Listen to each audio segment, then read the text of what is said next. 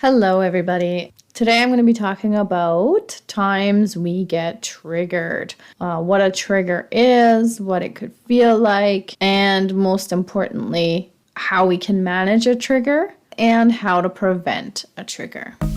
Hello, everybody, and welcome to the Self-Care Audio Files with me, Yvonne. Our mind, body, and spirit need to be healthy in order for us to thrive. In our changing world, this has never been more important. The Self-Care Audio Files is the place to come for real stories, powerful self-care practices, and anything that will help you cope in today's crazy world.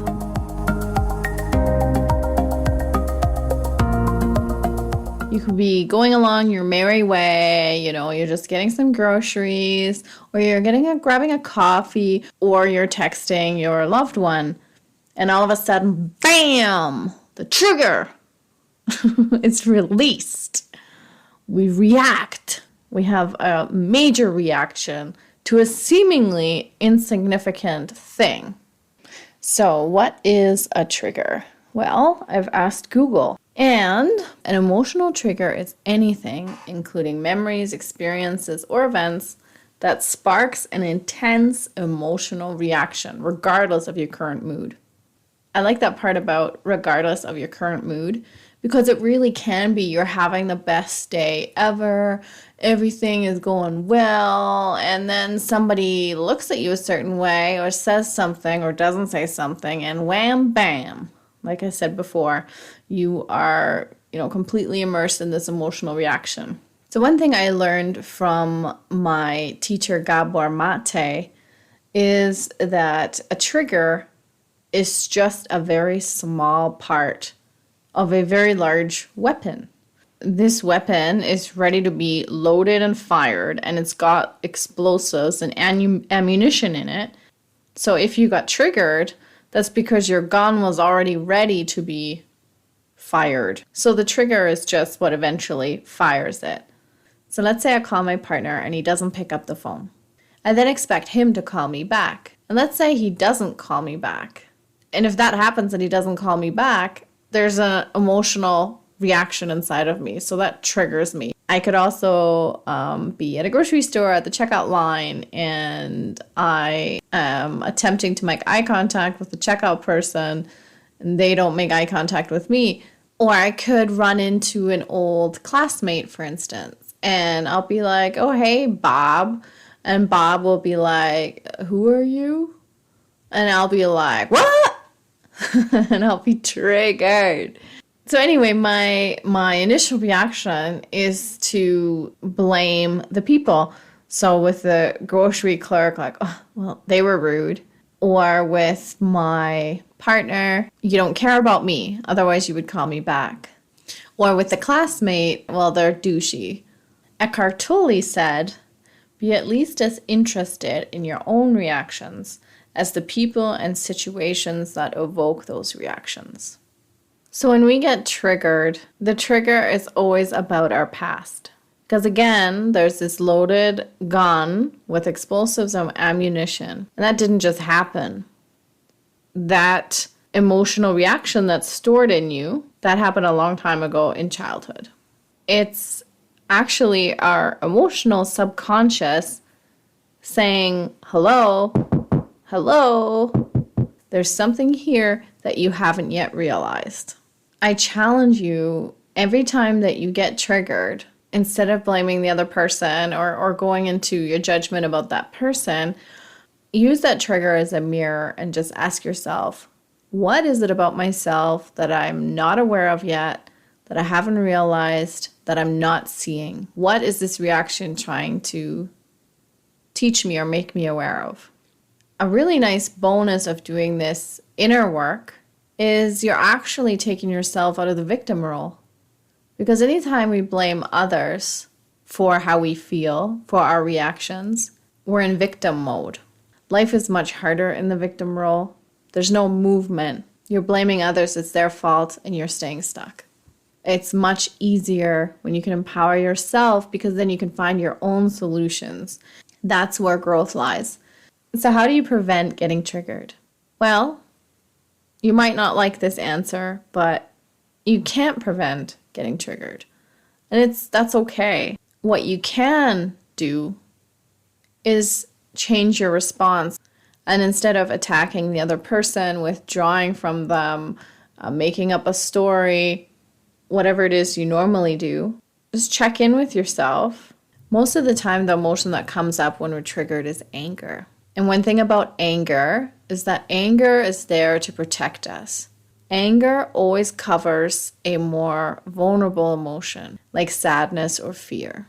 It's easier for us to feel angry than it is for us to feel sad, to feel afraid. So when you have a quiet moment, ask yourself, what emotion was that anger covering up? So when that classmate didn't remember my name, I felt angry about that. What a douche. But what was that anger covering? And as you think about it and relive that situation, you can just, if you don't know, just throw emotions out. Like just say out loud, was it sadness? Was it fear? So if I think about, was that fear with that classmate that he didn't remember my name? No, it wasn't fear, no. Was it sadness? Yeah, actually it was sadness. Okay, so it was sadness, so that resonates. So what was that sadness about? Well, I felt sad that he didn't remember who I was. Okay. You kind of peel back the layers of the onion. So all of a sudden this rude, douchey person, actually now I just feel really sad that he didn't remember me because that means I'm not worth remembering. I'm not memorable. And that is really stripping it down. And that immediately diffuses the strong emotional reaction.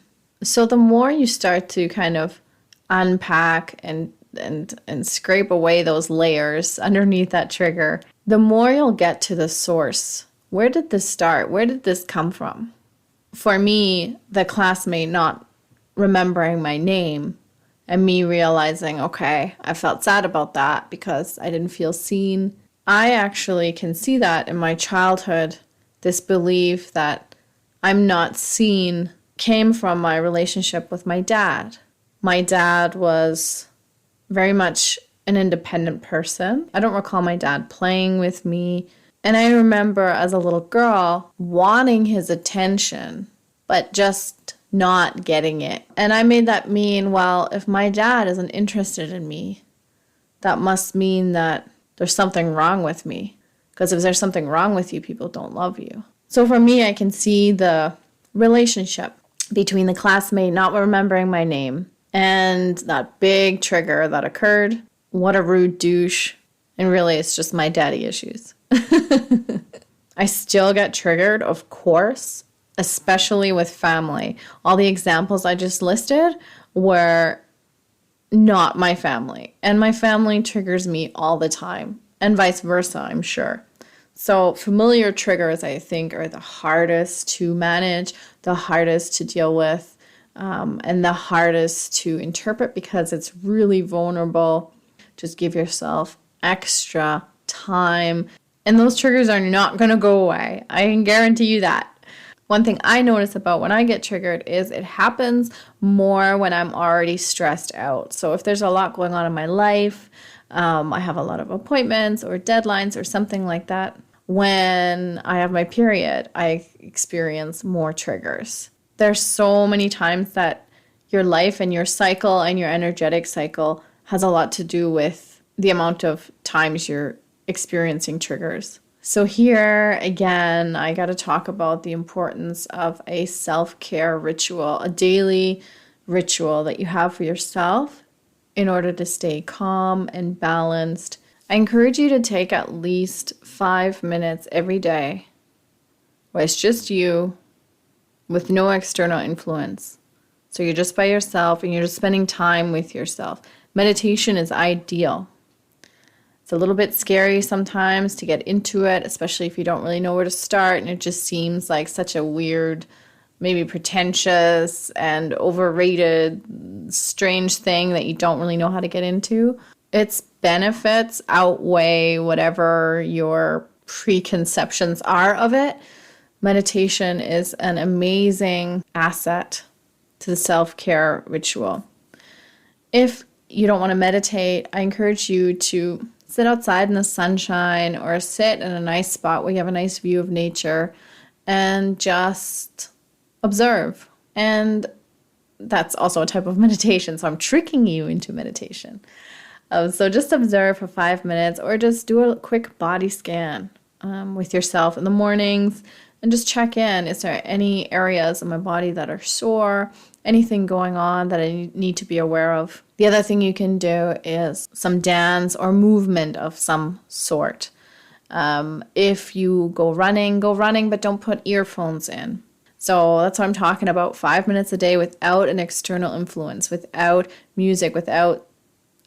Actually, if you're listening to music while dancing, you're using the music to move, then that's different. Pay attention to your senses, what you smell, what you taste, what you feel, what you see. So if you're drinking, let's say I drink my mug of green tea in the morning, I just engage all my senses. So what do I see? I see a beautiful light green color in my pretty mug. What do I smell? Well, the flavor of the green tea. I can smell the green tea. What do I taste? Well, obviously the tea, the flavors, the bitterness, the fruitiness. What do I feel? The warmth of the mug. So all of these things. So any way that you can engage your senses and get out of your head and into your body, that's going to lay the foundation for a balanced and calm day. And those little things, those 5 minutes, are going to make you more capable of dealing with the triggers when they come and managing your reaction to them. I would love to hear from you. What triggers you? What this week have you experienced that really triggered you? And if you want to dive further in the conversation, just send me a DM and I'll be happy to chat. Talk to you soon. Bye.